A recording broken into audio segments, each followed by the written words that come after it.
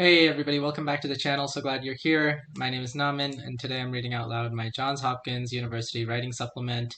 The essay prompt back when I applied and submitted this essay was tell us about somebody you've collaborated with. It can be a fellow student or a teacher or a professor, and what did you learn from the experience of collaborating with them? And I wrote an essay about a group project that I worked on in which my friend and I had decided that we would work on a research project, but we had different skills, and we wanted to kind of collaborate and communicate and figure out how to balance and work with each other so that we can create the final product. And this was actually the essay that got me into Johns Hopkins, um, and I think it was actually one of the best essays that I wrote. So it was pretty exciting to be able to submit this. And let's see. Um, if you don't know who I am, my name is Naman. I'm a first year medical student at Washington University. I'm making these videos because I just want to help you try to write as effective and efficient essays as possible so that you can get into your dream program. If you have any questions, you can feel free to leave them back down in the comments and I'll be happy to answer them. Um, so I'm just going to read this out loud. So again, the question was about who you have collaborated with and how did that go and what did you learn from the experience. So this is how it starts. Genocide, dictatorship, religious persecution. Such evils fill the pages of my world history textbook, but I remain shocked at how they continue to blight the world. When I read David Pernier's Darfur, a 21st Century Genocide, I was appalled by the ethnic cleansing of non-Arab blacks in Sudan. The painful narratives motivated me to track monthly international efforts at a solution. I began staying after class to discuss the problem with my history teacher. He explained that policymakers rely on critical information to make utilitarian decisions. And yet my own analysis made clear that data overload was preventing leaders from prioritizing their efforts in Darfur.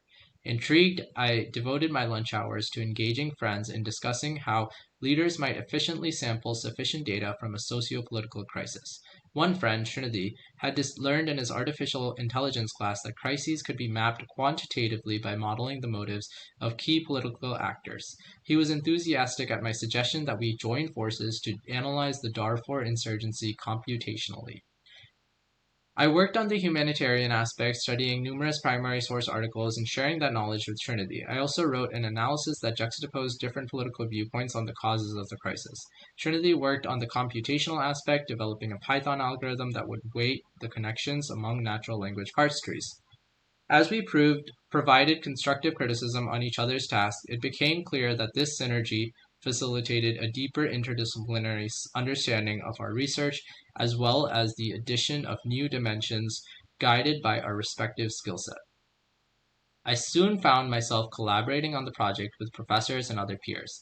A computer engineer suggested that we expand our algorithm to encompass other crises. A parent encouraged us to analyze media's framing on the global apathy. An anthropology professor told us not to ignore the role of climate change.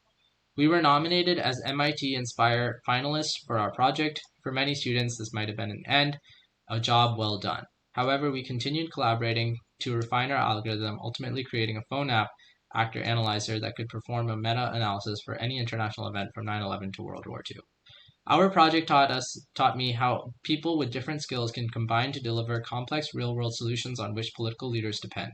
At Johns Hopkins, I look forward to collaborating with a community of proactive leaders in driving macro political change.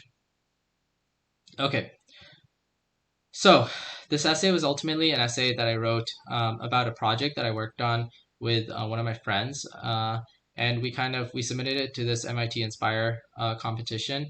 But ultimately, it was something that was driven by my history class because we studied the Darfur genocide and a lot of the conflict going on in there, and I was pretty interested in about it. And so I kind of teamed up with one of my friends who was really interested in artificial intelligence, computer science, and we kind of brainstormed together about how we might, understand something that's historically been understood very qualitatively and apply a quantitative perspective to it. And I think that having some sort of like award for the work kind of legitimizes the work and shows that there was actually work that was going on there. It's not just all fluff in the beginning. But ultimately, I think that the point in which the answer to the question started coming was was over here where we mentioned how we were providing constructive criticism on each other's tasks and how that synergy facilitated deeper interdisciplinary understanding, and how it was kind of balancing our respective skill sets. You can also see a lot of collaboration here where I mentioned that we were getting feedback from a lot of different people, like a computer engineer, a parent, an anthropology professor.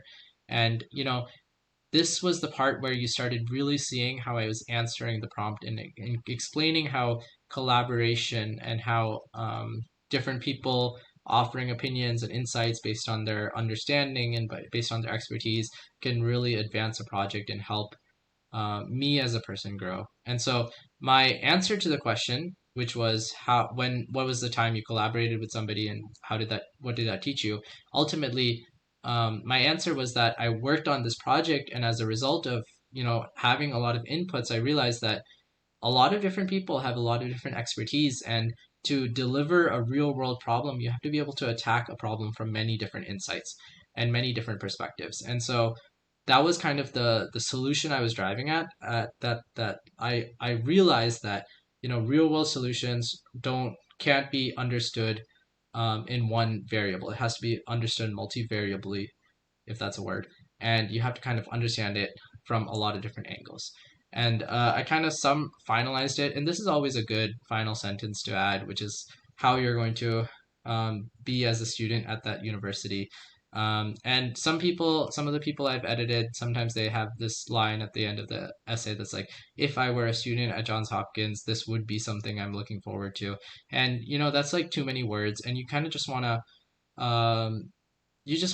do a different tense. You want to kind of be more future tense and just say, at Johns Hopkins, I look forward to collaborating with a community of proactive leaders in driving macro political change. That's a lot better than, if I were accepted to Johns Hopkins, I would look forward to collaborating with a student. So you just kind of want to use fewer words, be concise, and just explain what you learned from the entire story.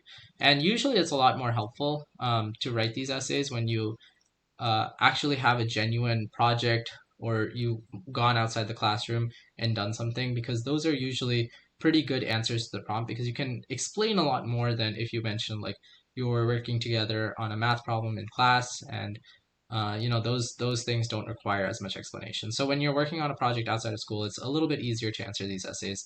But no matter what, you can answer these essays and you'll be perfectly fine. All right. I hope that was helpful.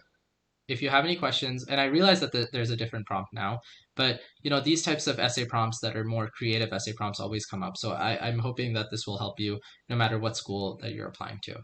And I hope this was helpful. If you have any questions, please feel free to leave them in the comments down below. I'll be happy to get back to you. If you want more professional essay editing, then I'm also happy to provide that service. I think it'll be down in the description of this YouTube video. Otherwise, I hope you have a really great day. See you in the next video. Bye, everybody.